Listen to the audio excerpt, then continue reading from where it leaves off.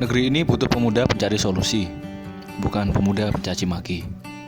Generasi kita ditugaskan untuk memberantas generasi tua yang mengacau. Gua Karis,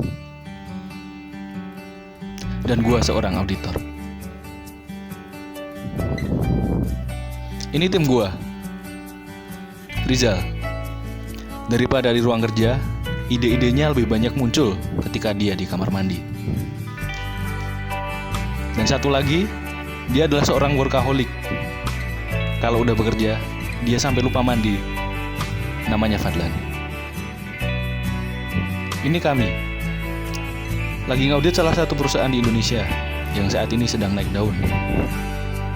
Direkturnya adalah Mr. Robert. Dilihat dari HP-nya, kami curiga apakah dia punya 4 istri. Malam ini kami diundang oleh Mr. Robert. Sepertinya ada hal penting yang mau dibahas. Jadi gini Pak Karis, perusahaan saya ini mau ada investor baru dari luar negeri.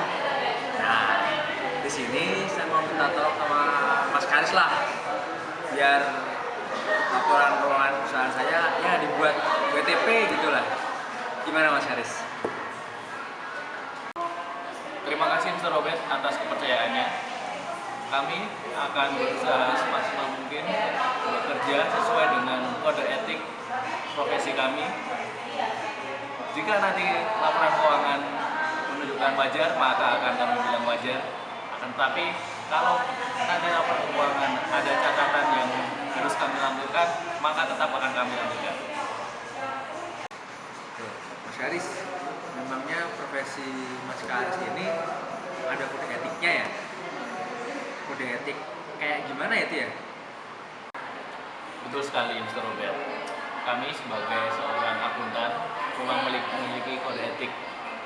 Kode etik kami diatur oleh IAI, yaitu Ikatan Akuntan Indonesia. Untuk akuntan publik sendiri secara khusus diatur oleh IAP, yaitu Ikatan Akuntan Publik Indonesia. Sedangkan untuk manajemen, akuntan manajemen diatur oleh IAMI, Ikatan Akuntan Manajemen Indonesia. Betul itu Mr. Robert. Jadi kami sebagai akuntan profesional, kami harus memegang standar etika profesi kami yang memiliki 5 prinsip dasar, yaitu integritas, yaitu kami harus lugas dan jujur dalam semua hubungan profesional kami.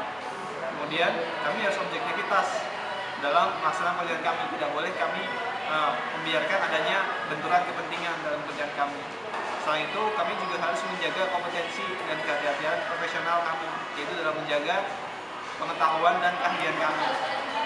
Selain itu, kami juga harus menjaga kerahasiaan atas bisnis klien kami, yaitu kami menjaga kerahasiaan dari laporan yang kami kerjakan tersebut. Dan yang terakhir, kami harus menjaga perilaku profesional kami. Tapi kan itu cuma formalitas aja, bener nggak?